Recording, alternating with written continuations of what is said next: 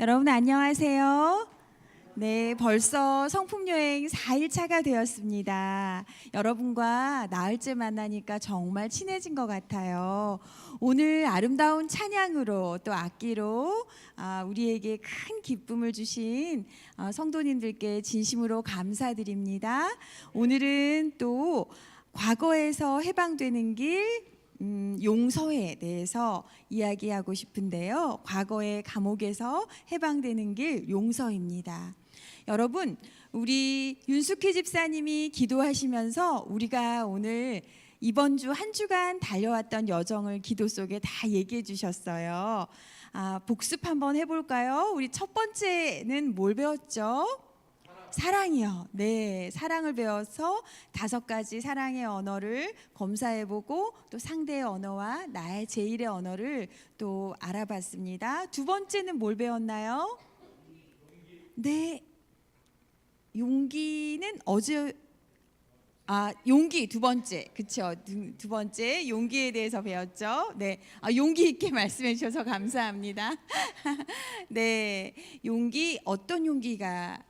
신체적인 용기, 또 심리적인 용기, 도덕적인 용기, 또 앞으로 나아가는 것도 용기지만 멈추고 그만둘 수 있는 것도 용기라는 것을 우리가 배웠습니다. 어제는 진실함, 소통의 비결에 대해서 배웠는데요. 어떻게 진실하게 가족들과 소통하시고 계신가요? 네, 진실함이 소중한 이유에 대해서 이렇게 시대의 소망은 이야기하고 있습니다. 베드로는 그의 진정한 신분을 나타내려고 하지 않았다. 무관심한 태도를 가장함으로 그는 자신을 원수의 편에 두었으며 쉽게 원수의 밥이 되었다. 만일 그가 자기 주님을 위하여 싸우도록 부르심을 받았더라면 그는 용감한 군인이 되었을 것이나 조롱의 손가락이 그를 지적했을 때에 그는 자신이 겁쟁이라는 것을 나타내고 말았다라고 말씀합니다. 우리가 진실하게 자기의 마음을 표현하는 것이 굉장히 중요하고 우리 언젠가 우리의 신앙을 그렇게 나타내야 할 때가 있을 텐데 누군가가 그것을 나타냄으로 인해서 우리의 어떤 경제적인 손실이나 어떤 자리의 위험 이런 것이 있을지라도 우리가 신앙적인 것을 고수할 수 있고 우리의 신념을 고수할 수 있는 그런 도덕적 용기와 진실함을 가지게 되시는 여러분 되시길 바랍니다. 자, 오늘은 그럼 공부 주제 성품 주제 용서로 들어가 보겠는데요. 여러분, 나에게 상처 준 사람들을 어떻게 용서할 수 있을까요? 인생을 살면서 혹시 여러분의 마음에 상처를 준 사람들이 있었나요? 네, 어떻게 용서하셨어요, 장로님? 기도로 그것을 이겨내셨군요. 우리가 어제 듣고 싶은 말, 또 상대에게 들려주고 싶은 말 이런 실습을 했는데요. 부부 상담을 하다가 그렇게 실습을 해보면 영 못하시는 분들이 있어요. 그런데 그 얘기를 왜 못하시겠냐고 얘기를 하면 과거의 기억이 너무 안 좋기 때문에 남편과의 추억 또 아내와의 기억이 나쁜 기억으로만 점철돼 있어서 도저히 상대방이 듣고 싶은 말을 해주기가 싫다는 거예요. 용서하기 싫대요. 용서해야 된다는 건 알지만 용서하기 싫어서 안 하고 싶다라고 말씀하시는 분들이 있었는데요. 그러면 이렇게 나쁜 기억을 어떻게 지울 수 있을까요? 우리 사람은 좋은 기억은 저장하고 나쁜 기억은 빨리빨리 잊어버리는 게 행복해져요. 그런데 우리 인간의 죄됨 속성은 어떤가 하면 좋은 것은 금방금방 까먹어버리고 나쁜 것은 기억을 너무나 잘하는 우리의 속성이 있어요. 그래서 나쁜 것이 떠올랐을 때 금방 지워버리면 좋겠죠. 제가 이게 작업을 하다가 PPT가 마음에 안 들면 내용이 마음에 안 들면 딜리트하고 지워버려요. 삭제 기능이 있어서 삭제를 누르면 되거든요. 근데 우리 기억도 좀 딜릿하고 삭제하면 얼마나 좋을까요? 그건 뭐만이 가능할까요? 나쁜 기억을 지울 수 있는 것은 바로 우리 장로님이 얘기하신 것처럼 용서만이 우리의 나쁜 기억을 지울 수 있습니다. 사실 저 사람 믿음이 참 좋아, 이렇게 말하는 것은 하나님과의 기억이 좋은 기억으로 점철돼 있다는 거예요. 하나님과 나와의 소중한 추억들이 많다는 거예요. 그래서 믿음의 결이 깊어지는 거죠. 그래서 자식을 잘 기르는 방법도 이 믿음을 키우는 것과 같은데요. 자녀와 좋은 추억을 많이 갖는 거예요. 좋은 시간을 많이 갖고 이 자녀가 자라서 힘들 때 부모와의 좋은 기억들을 많이 상상할수록 아이들은 우리 부모는 참 나에게 사랑을 주셨구나, 이렇게 느껴요. 저 사람이 믿음이 좋아, 뭐라고요? 하나님과의 좋은 추억이 많은 것.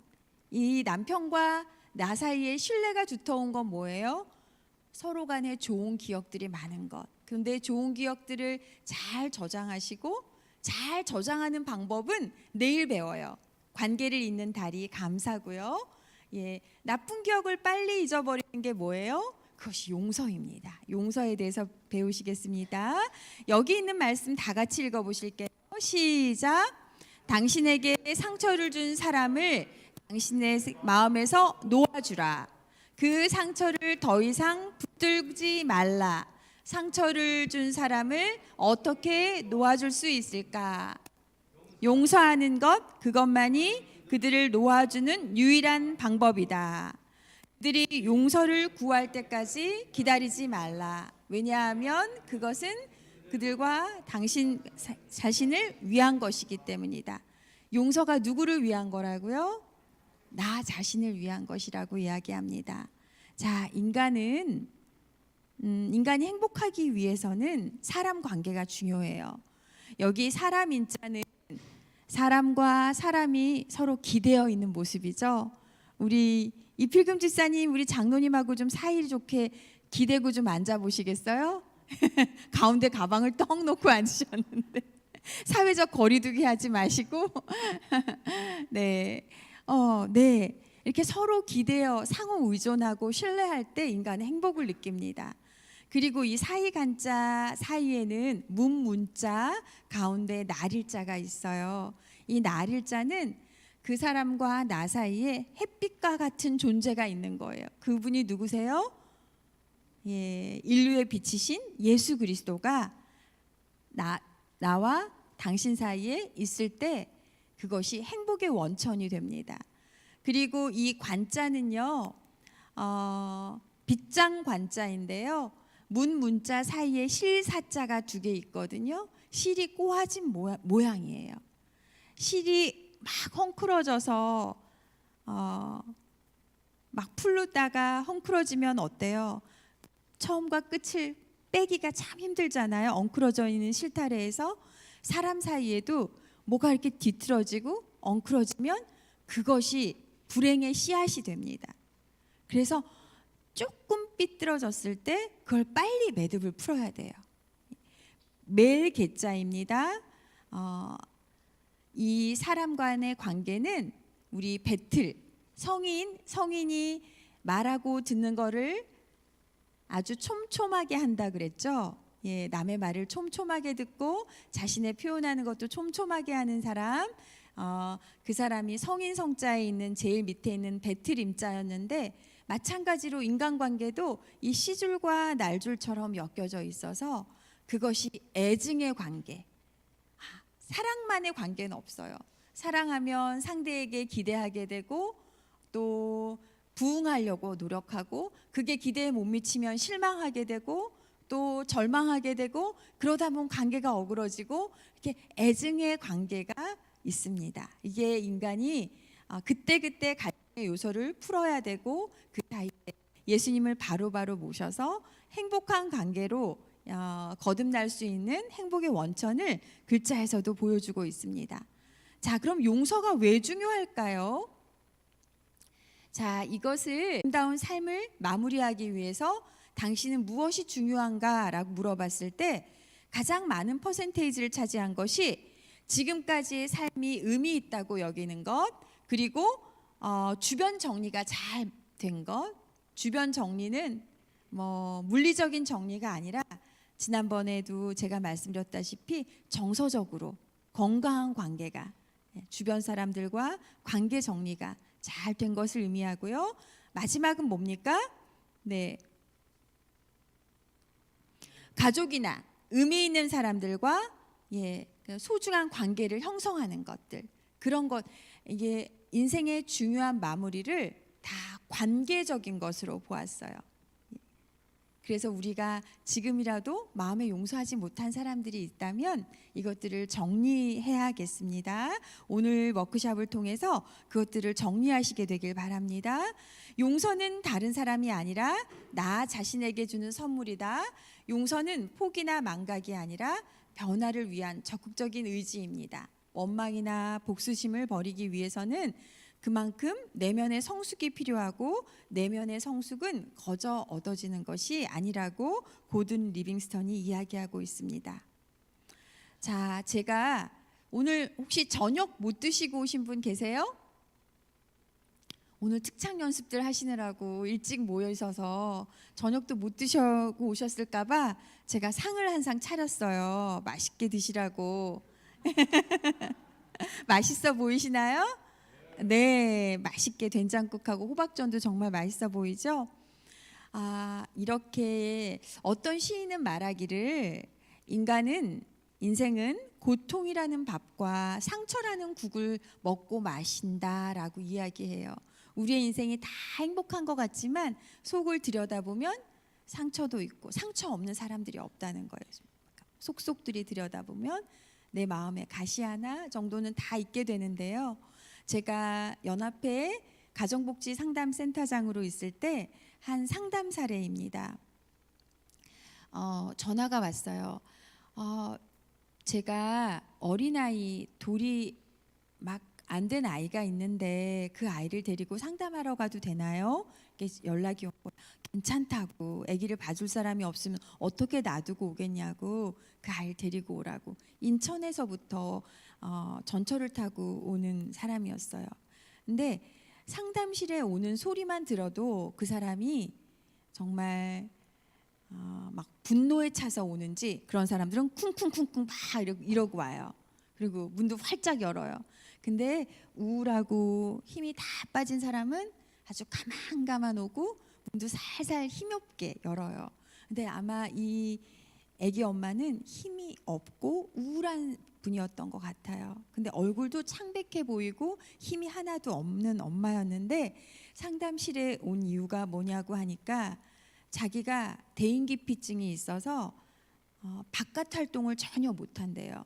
근데 아이를 낳고 보니 이 아이한테는 햇빛도 쬐어주고 싶고 친구도 만나게 하고 싶은데 엄마가 이 모양이니 아이를 데리고 나갈 수가 없다는 거예요. 그래서 자기가 예전에는 그냥 음식도 시키면 되고 재료도 시키면 되고 집에서 막 인터넷으로 뭐 하면 되잖아요. 그리고 불편함 없이 살았는데 아이를 키우려고 하다 보니 이 아이한테는 도저히 나 같은 삶을 살게 할 수가 없는 거예요. 그래서 자기를 변화시키고자 상담실을 오게 된 거였어요. 그래서 그러면 언제부터 그렇게 사람이 두렵고 무서웠나요? 라고 제가 말을 했더니 자기는 자기 아빠가 너무 무섭고 두려웠대요.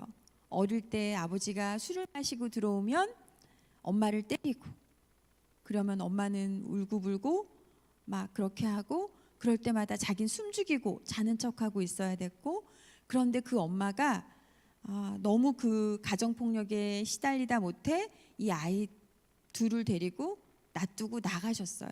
집을 나가셨어요. 그리고 이 아이는 8살, 동생은 6살이었는데 그때 8살 때부터 밥을 해먹고 사는 거예요. 근데 아빠가 10살 때 새어머니를 데리고 오셨어요. 또 적은 나이의 아이들도, 자기보다 동생인 아이들도 데리고 왔는데 그 집 아이가 벌써 4명이 됐죠. 그러니까 먹을 것은 부족하고 그러니까 늘 자기한테 돌아오는 건 적었대요. 그리고 엄마가 늘 실내화 같은 걸 빨아준 경험도 없고, 그래서 자기가 그냥 빨고 하다 보니 자기 소매 끝은 늘 까맣고 실내화도 늘 더러워서 남 보기에 선생님한테 혼나기도 하고, 그래서 자기는 늘 수치심에 쩔은 그런 아이였대요. 자신감이 없고 남 앞에 나서지 못하는 그런 아이가 되었어요. 그런데 집이 너무 싫어서 누군가가 자기를 좋아해 주는 사람이 있으면 훌떡 이 집을 떠나야 되겠다라는 마음을 먹고, 자기를 좋아해 주는 한 사람한테 그냥 자기는 크게 사랑을 느끼지 못했지만 내가 저 사람이라면 이 집을 탈출할 수 있겠다라는 생각이 들어서 그 사람과 결혼을 한 거예요. 근데 이 여인이 다른 사람처럼 나가서 돈을 벌어오는 것도 아니고, 의지력도 박약하고 또 자신감도 없어서 이 남하고 이야기도 잘 못하는 이 여인은 남편이 너무 답답했던 거예요. 그래서 이 남편도 좀 나가서 돈 좀 벌어와라 이렇게 얘기하는데 못하니까 이 여인을 막 무시하고, 막 아빠한테 맞았던 폭력이 또 그 남편에게도 폭력을 당하게 된 거예요. 구타를 당하고. 그래서 자기 인생은 왜 이렇게 복이 지지리도 없나 이런 생각이 들면서 너무 죽고 싶고, 그리고 분노, 죽고 싶다가 우울하다가 어떨 때는 막 분노가 치밀어 오른대요. 막 어떨 때 그렇게 분노가 치밀어 오르냐 그러면은 SNS 친구들 사진이 행복한 사진이 올라온다거나 좋은 아주 일상적인 사진이 올라만 와도 그렇게 분노가 치민대요. 나는 남들이 이렇게 행복한데 나는 왜 이렇게 불행하지? 그러면서 자기를 이렇게 학대하고 자기를 이 모양 이 꼴로 만든 아버지가 너무 꼴 보기 싫고, 아버지가 때로는 죽이고 싶기도 하고 이런 마음이 들었다는 거예요. 그래서 이 여인에게 물어봤어요. 그럼 그 아빠가 당신을 사랑한 적은 없었냐? 그랬더니 저희 아빠는 자기를 사랑하지 않았대요. 자기는 그 집에 집안일 허드렛 일을 하는 그런 식모처럼 살았대요. 그런데 그래도 한번 생각해 보자. 아빠가 언제 당신을 사랑했는지 한번 생각해 보자. 이렇게 근데 뭐라고 얘기하냐면, 생각났어요, 상담사님. 제가 2학년 때인데 독감에 걸려서 막 열이 펄펄 끓었는데 아빠가 저를 막 들쳐업고 이웃 동네로 가서 병원에 데려다 주시고, 다 주사를 맞고도 아빠가 등에 업어서 자기를 데리고 왔던 기억이 난대요. 그리고 물수건도 올려주시고 그랬다는 거예요. 정말 아빠가 사랑하지 않은 게 아니네요. 아빠가 당신을 참 사랑했네요.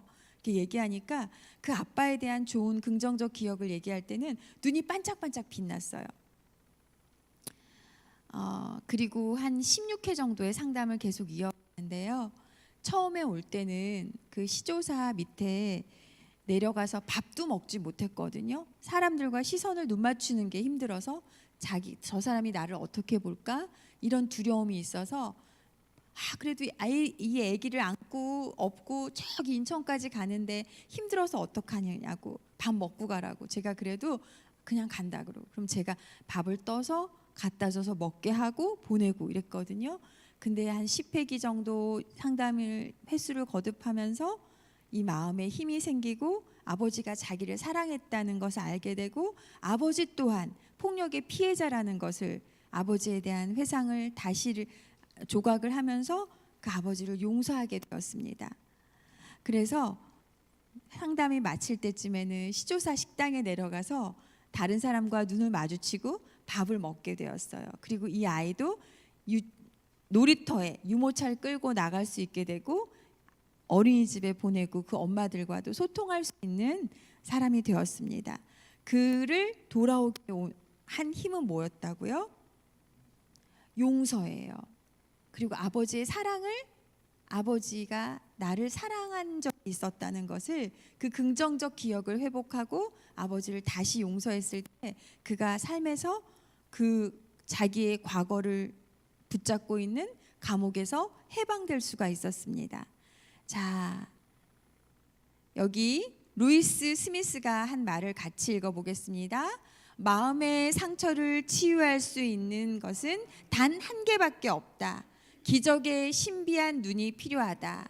신비의 눈으로 사건을 새롭게 보이기만 하면 과거에서 흘러온 상처를 치유할 수 있다. 기적의 눈이 필요하답니다. 우리 베드로도 그 예수님의 따뜻한 시선을 느꼈을 때 그가 회개할 수 있었잖아요. 그러한 시선이 우리에게 필요합니다. 자, 사실 우리가 상대방을 미워하고 분노하고 격분을 느끼게 되면 우리의 에너지는 엄청나게 콸콸콸콸 빠져나갑니다. 감정과 우리의 에너지는 굉장한 상관관계를 갖고 있는데요. 이 여인이 우울하고 무기력했을 때는 아주 줄줄 새어나갑니다. 에너지가. 예, 그리고 상담을 통해서 또 예수님의 사랑을 느끼고 아버지의 사랑을 느끼고 안도감과 편안함을 느낄 때는 이 에너지가 살 채워집니다. 그리고 막 기뻐 날뛰고 너무 행복해서 이 행복을 남에게 주고 싶을 때는 어떻게 되냐면 에너지가 꽉꽉 채워지게 됩니다. 여러분, 우리가 어제 우리 감정 카드를 통해서 우리 마음을 살펴보는 일을 했는데요. 용서하지 못하는 마음, 상대방을 미워하는 마음이 들 때 우리의 에너지는 그만큼 소진되고 있는 거예요. 줄줄 새어나가고 있는 것입니다. 그 감정을 예수님께 내어놓고 하나님께서 새로운 감정을 주시도록 기도해야겠습니다. 우리가 계속해서 성품 교육을 받고 있는데요. 감정이 중요한 이유는 내가 느끼는 기분이 감정이 되고 그 감정은 태도를 형성하고 긍정적 감정을 많이 느끼는 사람은 긍정적 태도, 낙관적 태도를 갖겠죠. 근데 부정적 감정을 많이 느끼는 사람은 비관적 태도를 가질 거예요. 그리고 가치관도 긍정적 가치관을 형성하게 되고 이 가치관은 성격으로 굳어져서 성품으로 완성됩니다. 그래서 이 성품의 완성은 우리가 잠깐씩 느끼는 그 기분으로부터 출발합니다.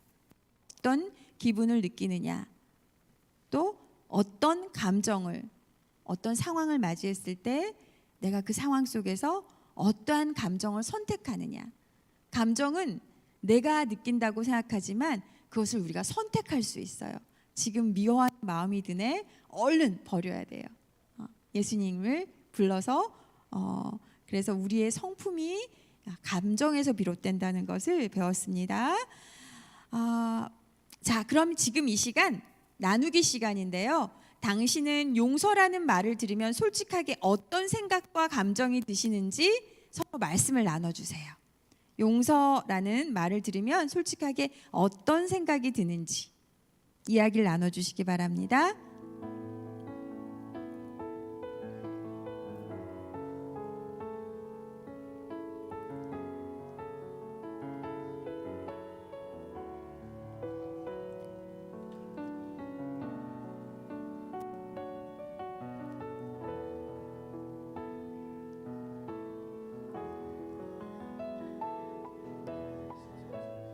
용서하기가 쉽지 않죠? 예, 쉽지 않죠.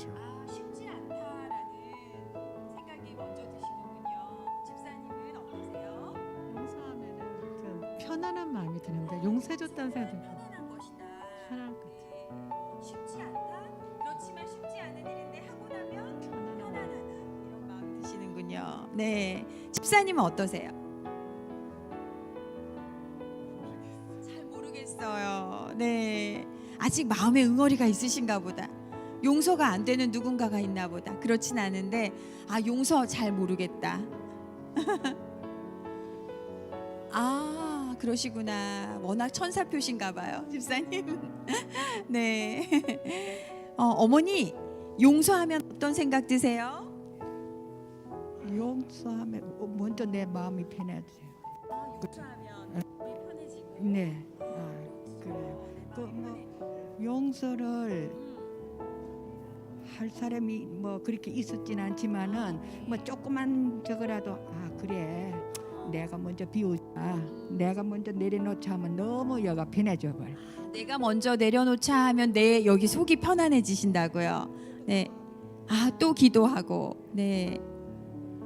네, 감사합니다. 어머니는 어떠세요? 용서하면 어떤 게 떠오르세요?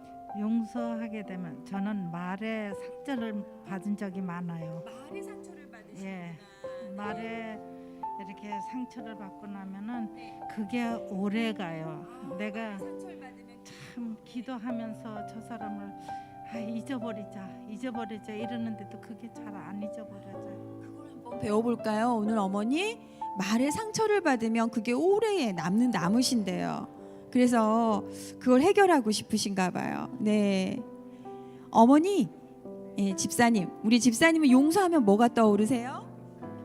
용서하면 안정감, 안정감이 드시네요. 네, 마음이 편안해지고 복잡한 정신들이 조금 정돈이 되더라고요. 복잡한 게 정돈되는 느낌이 든대요. 용서하면. 네, 장로님은 어떠세요? 마음의 편안함이 느껴지는 거죠. 용서하면 마음의 편안함이 느껴지시는군요. 오늘 장로님 용서 못할 사람 있었어요? 오늘 운전하시다가? 아니 오늘은 없었는데 아, 네. 아침에 기도를 많이 하고 나가셨나 보다. 네. 그래도 용서하기 싫은 사람이 있어요. 용서하기 네. 싫은 사람 맞아요. 그런 사람이 그래서 있기 때문에. 솔직히 말해서 뭐 내 마음에 용서하지 못하는 사람이 있어요. 평생을. 네. 그 사람을 생각하면 어떤 마음이 드세요? 성질만 나죠 생각. 성질만 나요. 그래서 자꾸 그 사람을 생각 안 하려고 노력하시겠네요. 아, 이제 안 하는구나. 근데 여전히 내 마음이 깨름칙하지 않으세요? 잊어버리니까 매일 생각하지 않고 잊어버리니까 만나지 않고 보지 않으면 잊혀지니까. 그런데 이제 장로님께서는 갈등을 지금 회피의 방법을 사용하셨어요. 갈등의 대처 방법을 제가 갈등 대처 방법을 알려드릴 텐데 그것도 장로님에게는 효과적이었지만 아마 더 좋은 방법을 한번 배워보도록 하겠습니다. 네, 집사님은 용서하면 어떤 게 떠오르세요? 용서를 하기 이전에 상대방이 기분 나쁜 무슨 언어를 사용한다든지 이럴 때는 제가 자꾸 머리를 흔들면서 찬미를 불러요. 찬미를 부르면서 순간 그 부정적인 생각에서 긍정적인 생각으로 돌이키고 그러면서 제가 이제 마음의 평안함과 안정감 이런 걸 느끼게 되죠. 부정적인 말을 하는 사람 보면 머리를 흔들면서 찬미를 부르신대요. 아주 적극적인 행동으로 그걸 대처하고 계시네요. 감사합니다. 네. 성경은 우리에게 용서에 대해서 뭐라고 말할까요?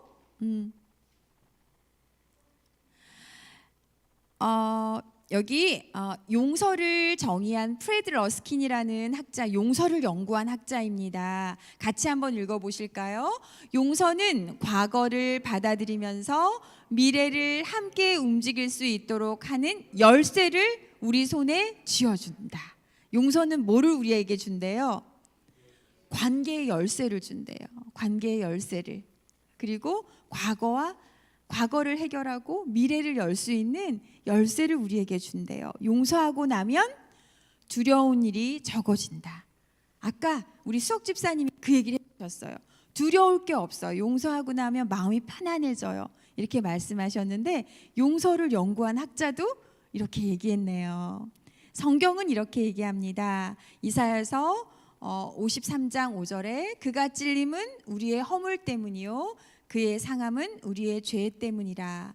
그가 징계를 받음으로 우리는 평화를 누리고 그가 채찍에 맞음으로 우리는 나음을 받았도다라고 말씀하십니다.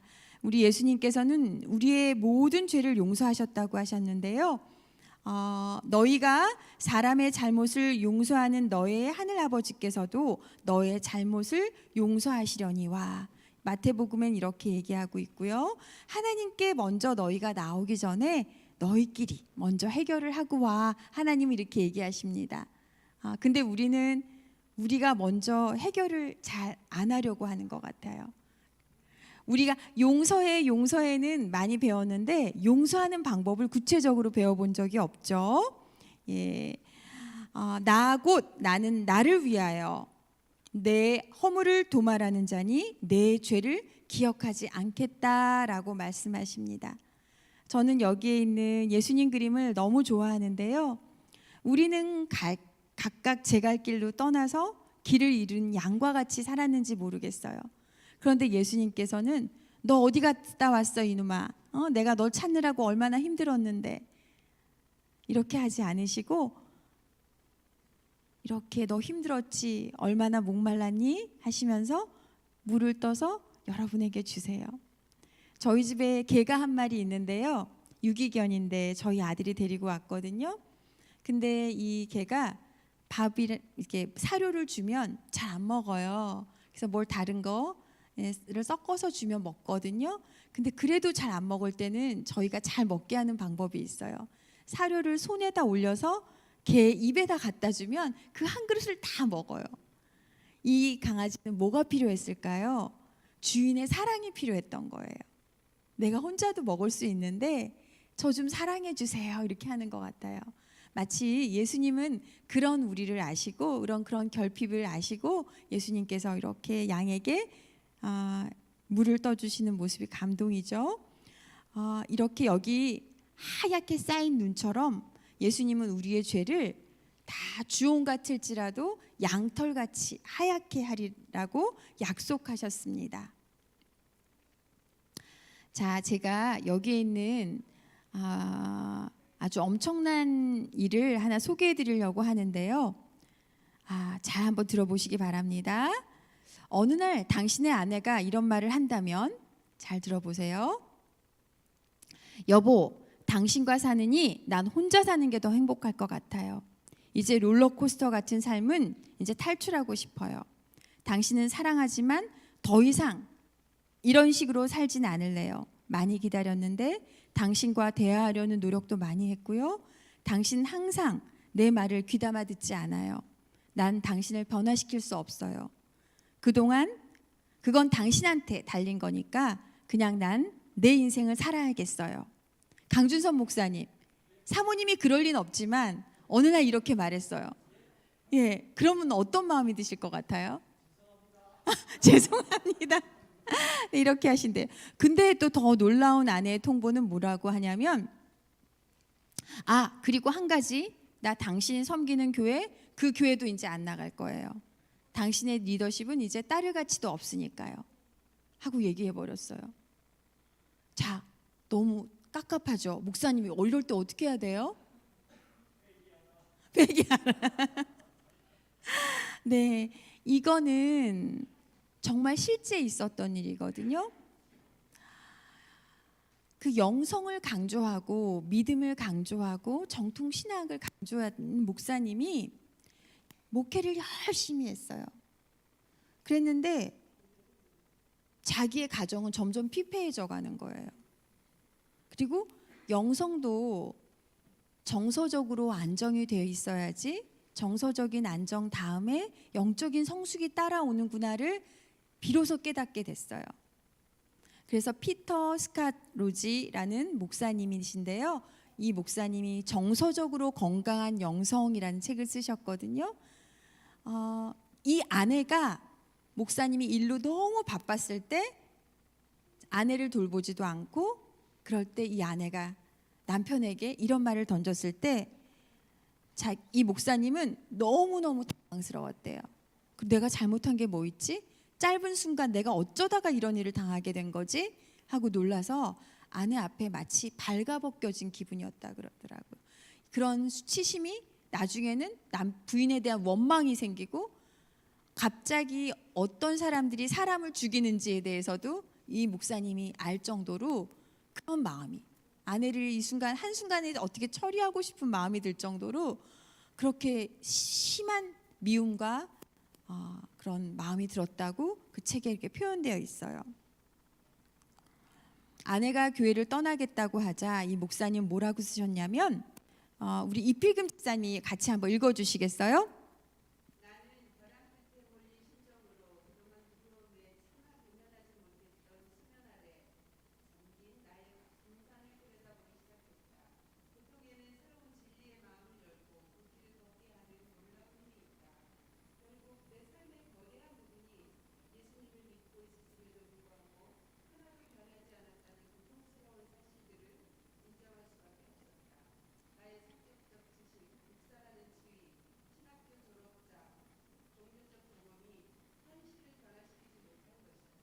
네, 고통에는 새로운 진리의 마음을 열고 그 길을 걷게 하는 놀라운 힘이 있대요.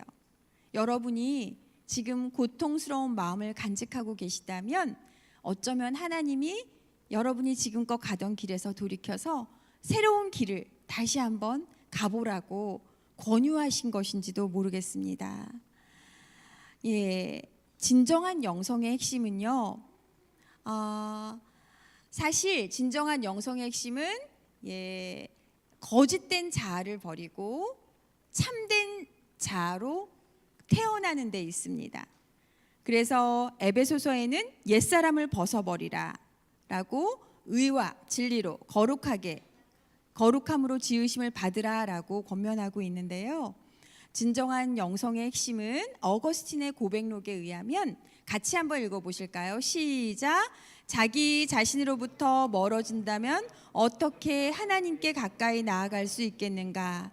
주님 당신을 알기 위해 제 자신을 알게 해 주십시오.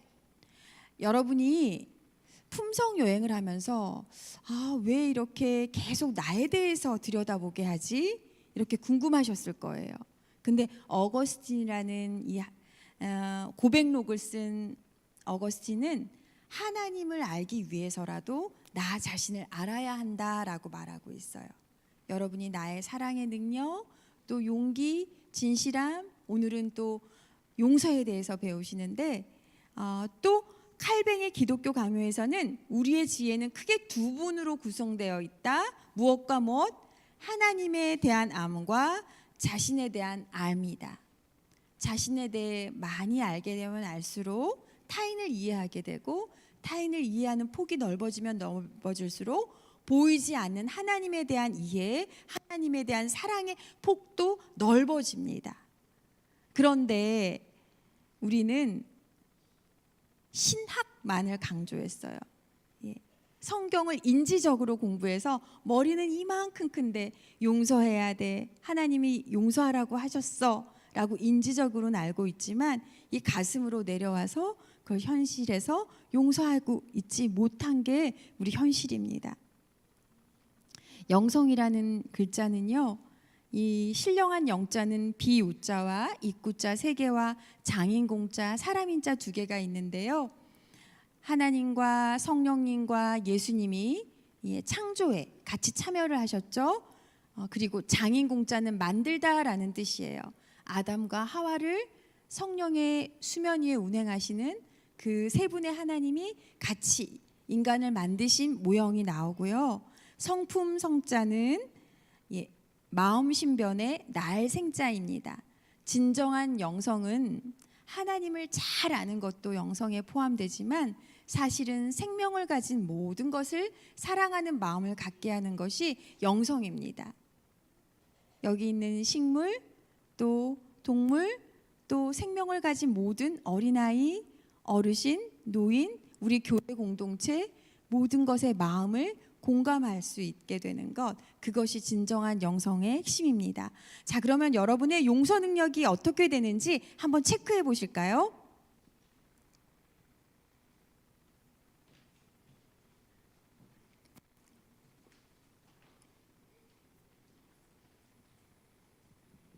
책이 없으시군요. 책 갖다 드릴게요. 네.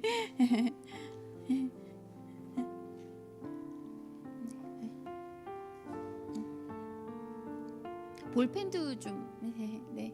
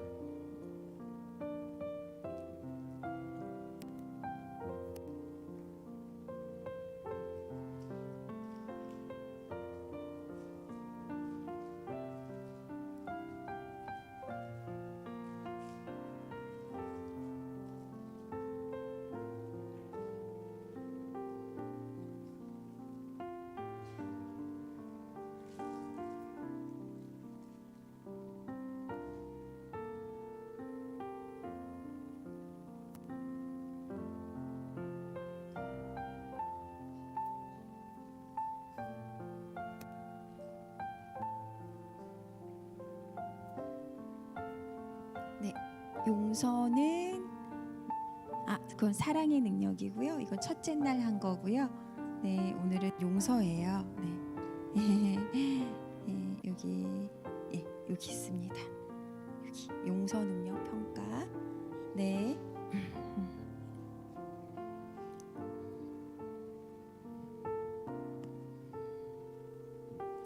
누가 나에게 한 불쾌한 일을 잘 잊어버리는 편이다.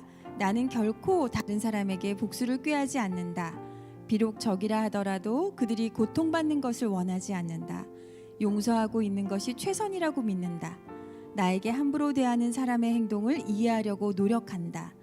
다른 사람이 상처를 주거나 피해를 입힌 경우에도 나는 그들을 잘 용서하고 자비롭게 대하는 편이다.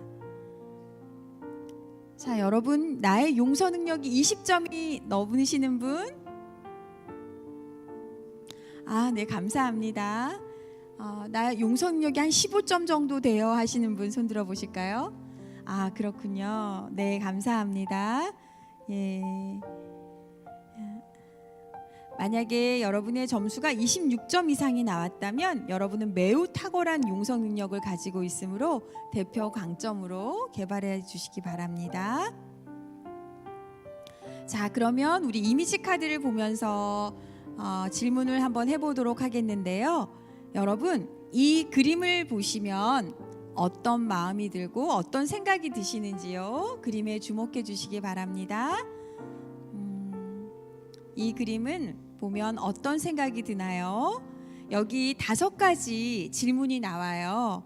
이 5가지 질문 가운데 여러분이 가장 나누고 싶은 이야기를 그룹원들과 번호를 정해서 한번 나눠주시길 바랍니다.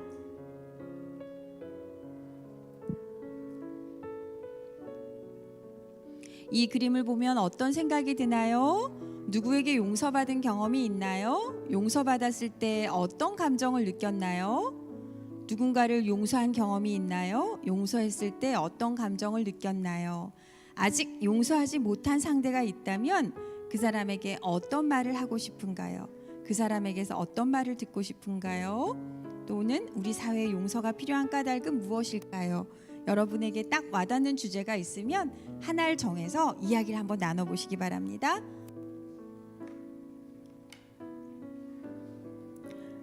이 질문이 어려우신 분들은 거기에 있는 활동지 안에 있는 걸로 하셔도 돼요. 네, 여기 보면 여기 용서 박스가 나오거든요. 용서 박스 비우기, 예, 그걸로 하셔도 됩니다. 예, 4-3 용서 박스 비우기 있죠, 활동.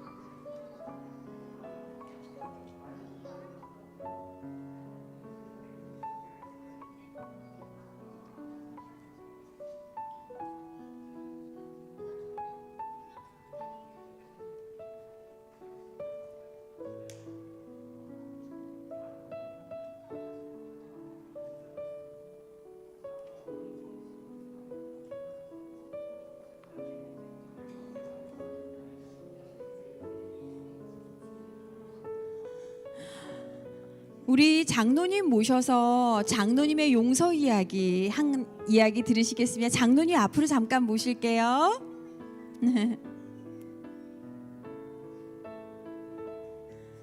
장로님이 아버지를 용서하셨대요. 아버지를 정말 용서할 수 없이 미워하셨는데 어떻게 아버지를 용서하시게 됐는지 한번 들어보도록 하겠습니다. 이거 방송에 나가면 안 되는데.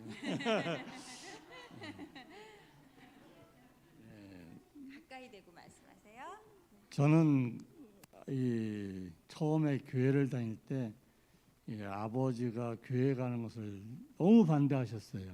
반대하셔가지고 옥상머리에서 이 고추장 단지가 날라와갖고 피해서 도망갔던 그런 경험이 있었고, 가출을 했던 경험이 있었고, 수많은 경험을 했는데, 그러다 보니까 아버지가 너무 원망스러운 거야.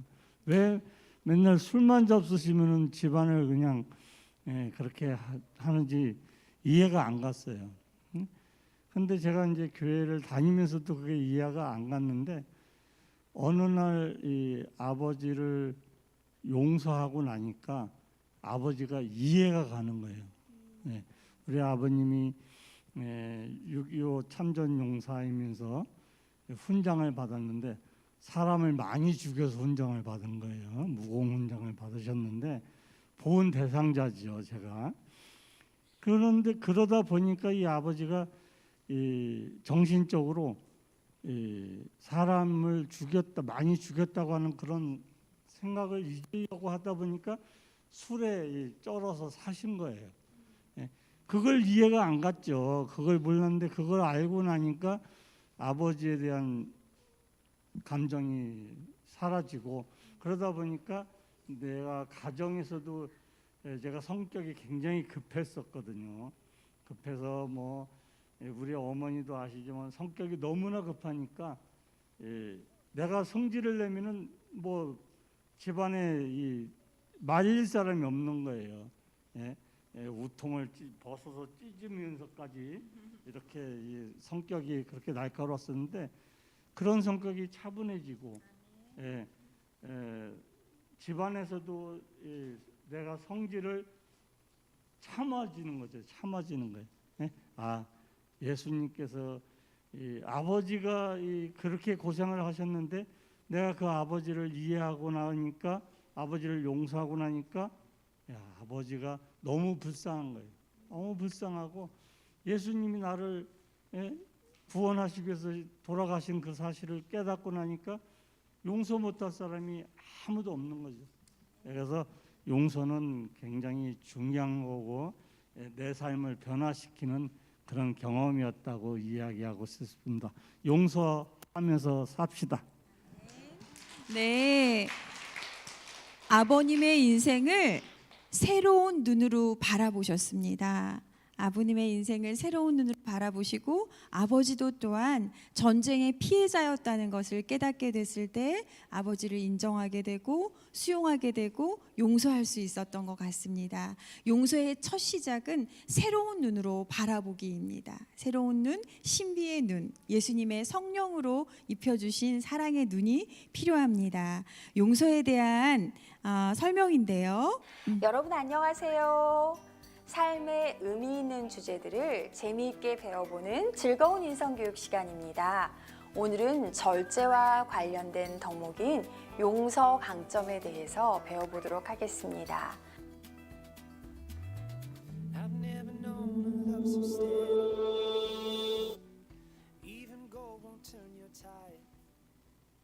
여러분, 마음에 깊은 상처로 인해서 용서하지 못할 사람이 있나요? 혹시 여러분이 누군가에게 용서를 구할 일이 있으신가요? 그렇다면 이 영상에 주목해 주시기 바랍니다. 용서의 정의를 살펴보면, 용서는 상대방에 대한 분노 감정과 보복 욕구를 자발적으로 내려놓기 위한 심리적인 노력을 뜻합니다. 용서는 공격이나 상처를 받은 피해자가 가해자에게 나타내는 긍정적인 심리적 변화를 의미하는데요. 달라이 라마는 용서란 나에게 상처를 준 사람을 용서하는 것뿐만 아니라 다른 사람을 미워하는 그 마음으로부터 나를 놓아주는 것이라고 하였습니다. 또한 그는 용서란 나에게 줄 수 있는 가장 큰 선물이다라고 하였습니다. 또 부처님은 분노에 집착하는 것은 누군가에게 던지기 위해 뜨거운 숯을 가슴속에 움켜쥐고 있는 것이나 마찬가지이다라고 하였습니다. 프레드 러스키는 용서는 자기가 원하는 것을 삶이 허락해주지 않았을 때에도 평화롭게 살아가는 것이다 라고 하였습니다. 여러분은 용서를 무엇이라고 정의하시겠습니까? 용서 성향이 높다고 해서 다 용서를 잘할까요? 사실 어떤 일에 대해서든 관대함을 나타내는 일반적인 용서 성향을 용서 성향이라고 하고, 또 특수한 가해자나 가해 행동에 대한 용서 행동을 용서라고 합니다. 용서 성향이 높다고 해서 다 용서를 잘 하는 것은 아닙니다. 용서와 자비는 단시간 내에 끝낼 일이 아닙니다. 사실 많은 시간과 노력이 투자되어야 가능한 일입니다. 원한은 매우 고통스럽기 때문에 사람들은 어떻게 해서든 그것을 해소하려고 애씁니다.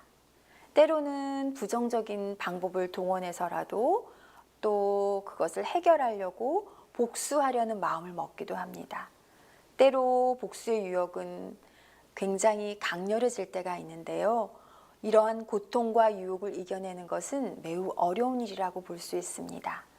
그렇다고 해서 그 보복하게 되었을 때 진정 마음에 이르러 오는 평안이 있을까요? 사실 그렇지 않아요. 그 마음에는 오히려 공허감으로 이중의 부담을 더 지게 될 것입니다. 지나간 일은 사실 돌이킬 수 없습니다. 보복 행동은 자신에게 아무런 소득을 제공해 주지 않습니다. 보복은 상대방의 분노나 보복을 또 다른 보복을 예상해야만 합니다. 가해자를 용서하고 또 그에게 새로운 기회를 주는 것이 우리에게 더 큰 만족감을 줄 것입니다. 용서 훈련에 대한 실험 연구를 살펴보면요. 타인 관계에서 또 대인과의 관계 속에서 상처를 입은 여성 65세 이상의 여성들을 두 집단으로 나누었습니다. 용서 집단과 또 토론 집단으로 무작위로 배정을 해서 8주 동안의 실험을 거쳤는데요. 용서 집단의 여성들이 용서를 더 많이 배웠고 불안을 덜 느꼈으며 자존감도 더 높았습니다. 또 부모에게 상처받은 사춘기 청소년 대상으로 한 집단에서도 또 부정적 감정은 줄고 자존감과 희망도 같이 늘어났습니다. 이것은 배우자의 외도나 또 근친상간, 배우자의 낙태 결정으로 인해 상처를 입었을 때 1대1이나 또 집단의 워크숍을 통해서도 똑같은 결과가 나타났습니다. 사실 용서에 대해서 배우고 생각하는 시간이 많이 늘수록 더 많은 혜택을 보았습니다. 우리는 용서하는 것이 좋아라고 배워왔지만 용서하는 구체적인 방법은 잘 배우지 못했습니다. 그런데 이런 용서하기를 가르쳤을 때 여성들이 남성보다 더 많은 혜택을 보는 것으로 나타났습니다. 소니아 류보모스키의 How to be Happy라는 책에서는 여성들이 이 특유의 공감 능력으로 인해 용서를 더 많이 실천하고 또 용서를 더 많이 배우게 된다라고 하였는데요. 다른 사람의 입장을 고려하는 공감과 조망 능력이 용서를 촉진하게 된 것입니다. 또 범죄와 범죄자에 대한 평가, 의도적이고 심각한 결과를 초래할수록 용서를 잘 하지 않는 경향이 있고요.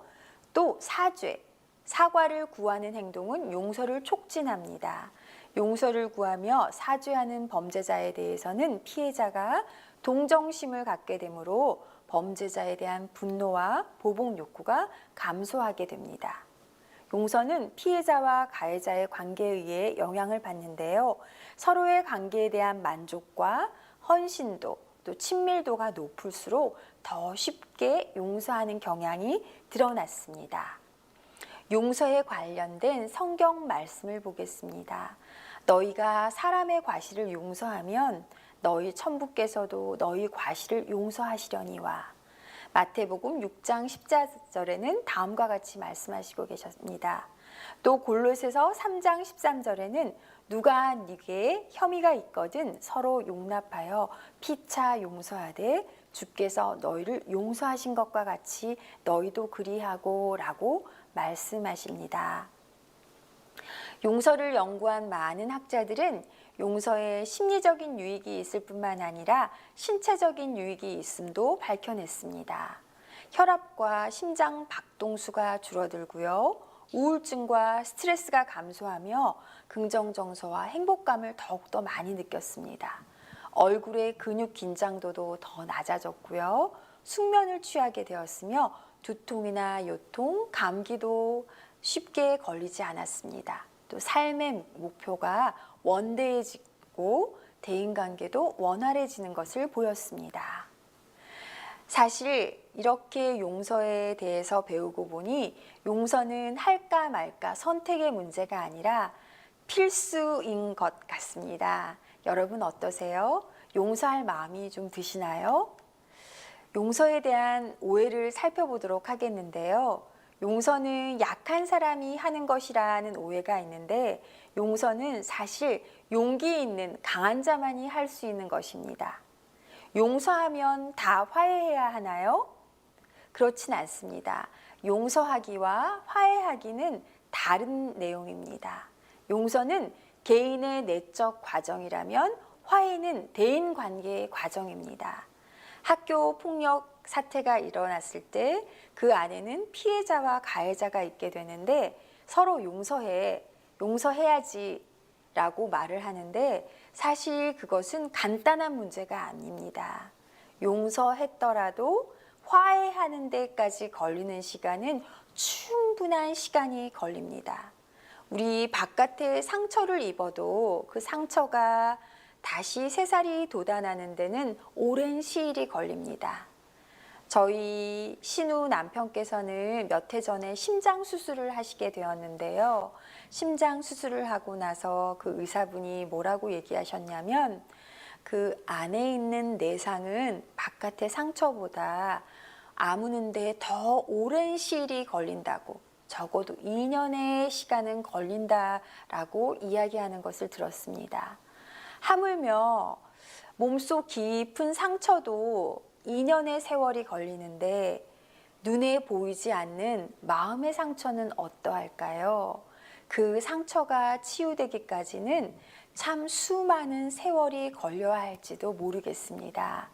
그 세월 속에서 우리는 그의 상처를 치유해 주는 말을, 그가 듣고 싶은 말을 해주어야 하겠습니다. 용서는 아래 단어들과 다르다는 것을 기억해 주십시오. 용서는 잊어버리는 것이 아닙니다. 용서는 합리화하는 것이 아닙니다. 용서는 단순히 참는 것이 아닙니다.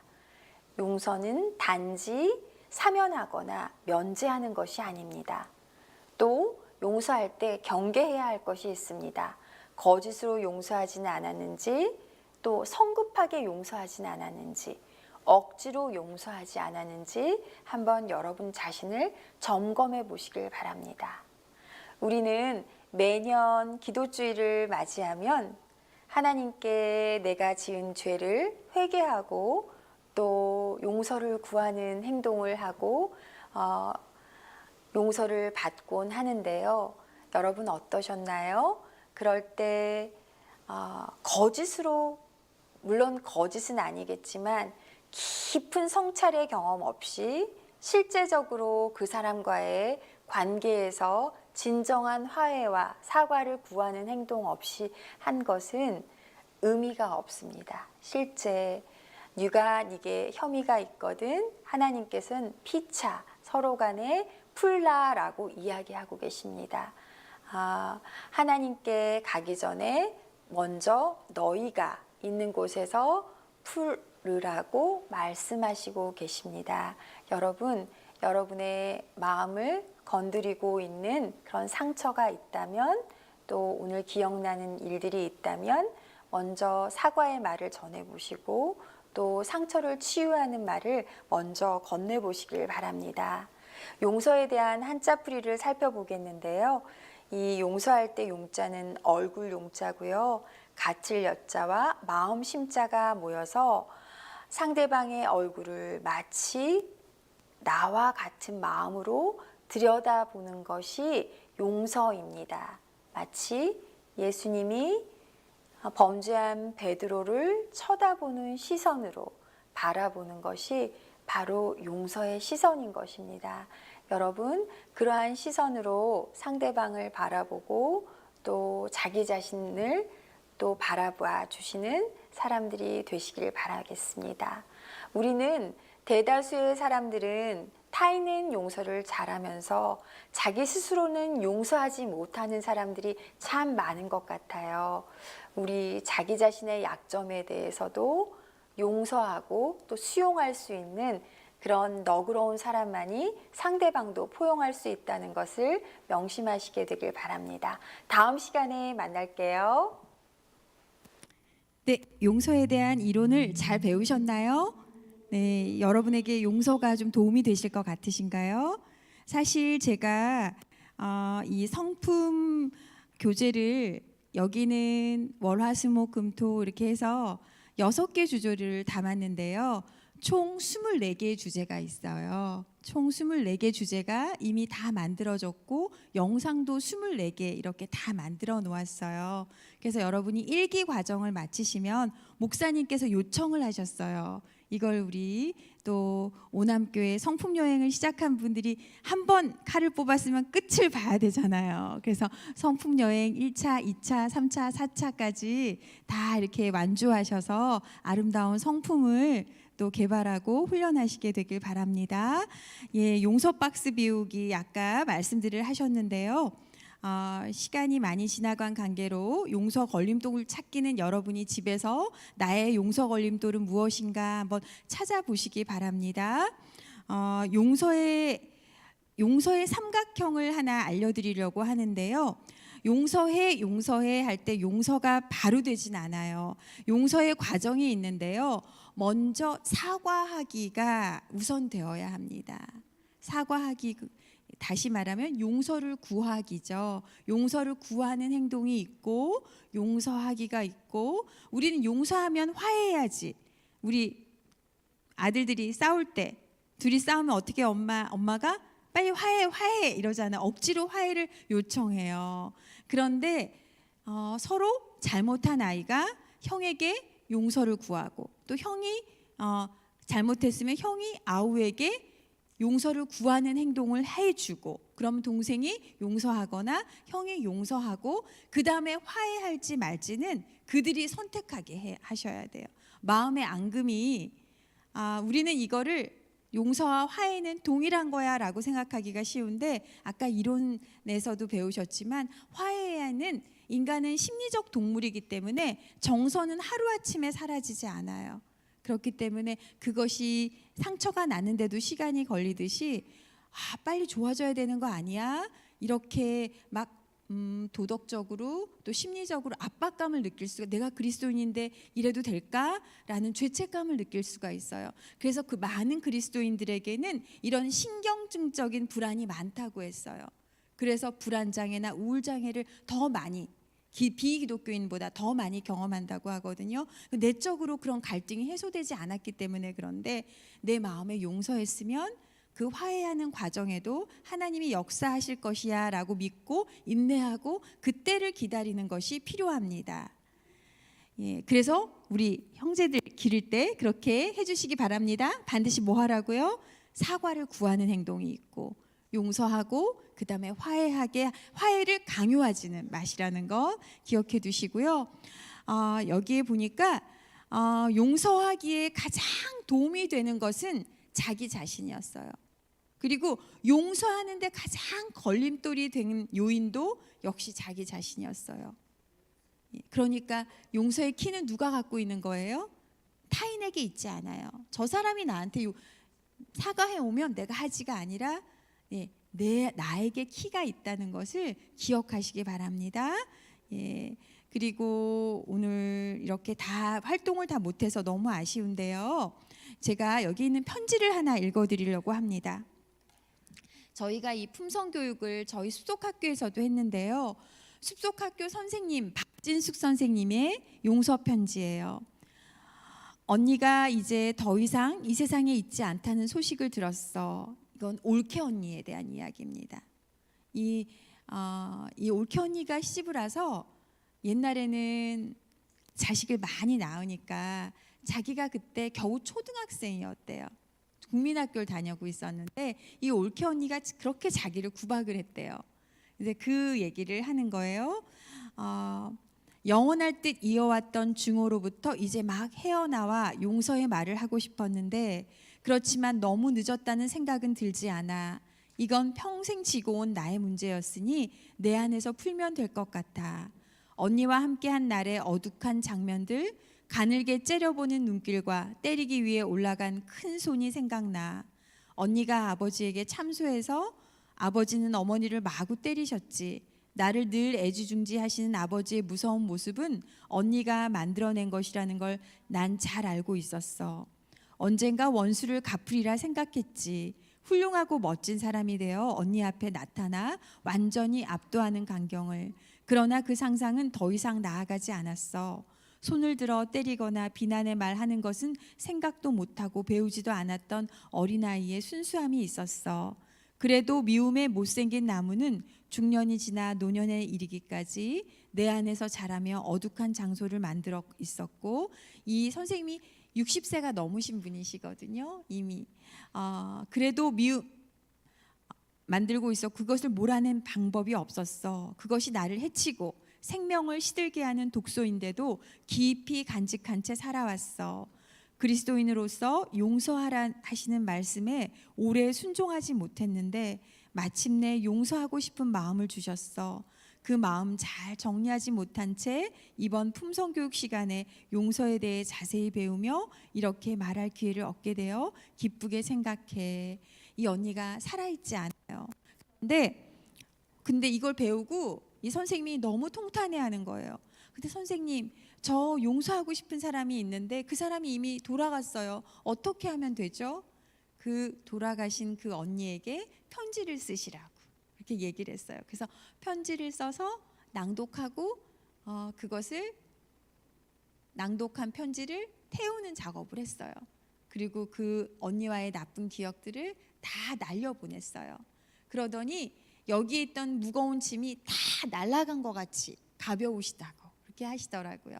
오늘 여러분에게 이따가 나가시면서 여기 종이 한 장을 드릴 텐데 여러분이 혹시 용서하고 싶은 사람이 있으면 그 대상에게 편지를 써주시기 바랍니다. 용서의 편지를 써오신 분들에게는 내일 제가 선물을 드리도록 하겠습니다. 영상 하나 보시고 마치겠습니다.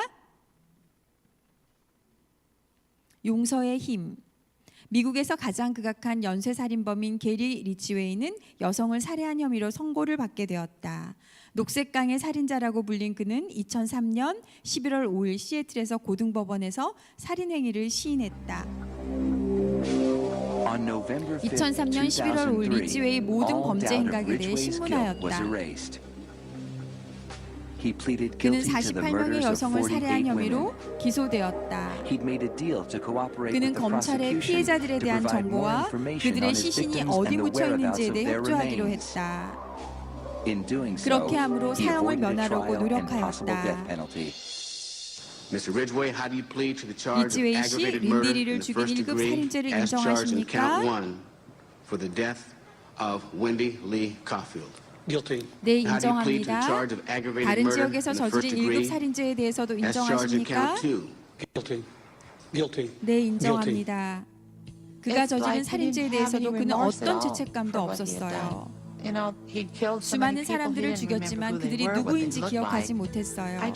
그 많은 사람들을 죽이고도 그들을 기억하지 못한다는 사실을 믿을 수가 없었어요.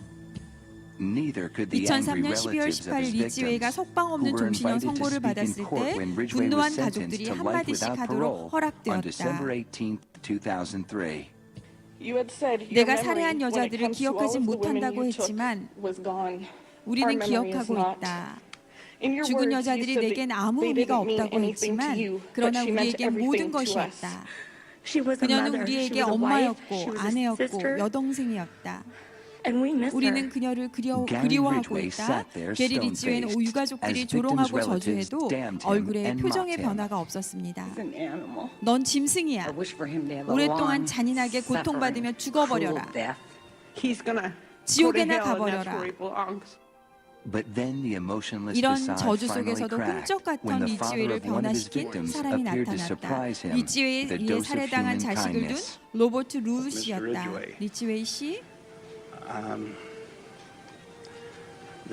여기 있는 사람들은 당신을 증오하고 있습니다. 하지만 나는 그렇지 않습니다. 믿음대로 사는 것이 얼마나 어려운 것인지를 이번 사건을 통해 깨달았습니다.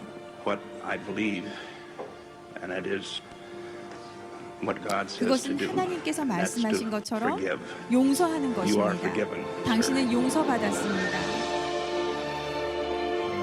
그때 베드로가 나와 가로되 주여 형제가 내게 죄를 범하면 몇 번이나 용서하여 주리이까 7번까지 하리이까. 예수께서 가라사대 내게 이르노니 7번뿐 아니라 70번씩 7번이라도 할지니라. 마태복음 18장 21절 22절 말씀입니다. 여러분, 48명의 여성을 극악무도하게 살인한 리지웨이였지만 수많은 조롱의 말을 해도 끄떡 안 턴 이가 리지웨이 씨가 로버트 룰이라는 자식을 잃은 그 노년의 아버지가 믿음대로 산다는 것은 참으로 힘든 일인 것을 깨닫게 되었습니다. 이미 당신의 죄는 용서되었습니다 라고 했을 때 그의 눈에는 참회의 눈물이 흘렀습니다. 예수님은 우리의 모든 죄를 다 용서해 주셨어요. 그런데 우리는 우리에게 상처 준 사람들을 용서 못할 일이 없겠지요. 오늘 그런 예수님의 사랑을 받아들이시고 나를 온전하게 수용해 주시고 받아들여 주신 예수님의 능력으로 나에게 상처를 주었던 사람들을 용서를 시도해 보시는 새로운 신비의 눈을 갖게 해달라고 기도해 주시는 저녁 시간 되시길 바라며 말씀을 마치겠습니다. 다 같이 기도하겠습니다. 감사하신 하늘 아버지, 하나님께서 저희를 수많은 죄와 허물들을 용서하셨음에도 불구하고 우리는 우리 가족들의 허물과 죄를 덮어주지 못하고 불평하고 비난하고 저주하고 원망하며 산 때가 많았습니다. 아버지, 오늘 이 시간 그런 잘못들 기억나게 해주시고 아버지 앞에 무릎 꿇고 회개케 도와주시옵소서. 예수님의 변함없는 사랑을 마음에 담아 저희 자신을 용서하고 또 우리 가족과 친밀하게 소통하며 이웃에게 사랑을 증거하는 하나님의 아름다운 품성을 증거하는 복음 전도자들이 다 되게 축복하여 주시옵소서. 4일간의 여정에 함께 하신 것을 감사드리며 오늘 밤 용서의 영이 우리 각자의 마음속에 흘러 넘치기를 사랑이 많으신 예수님 이름으로 간절히 기도합니다. 아멘.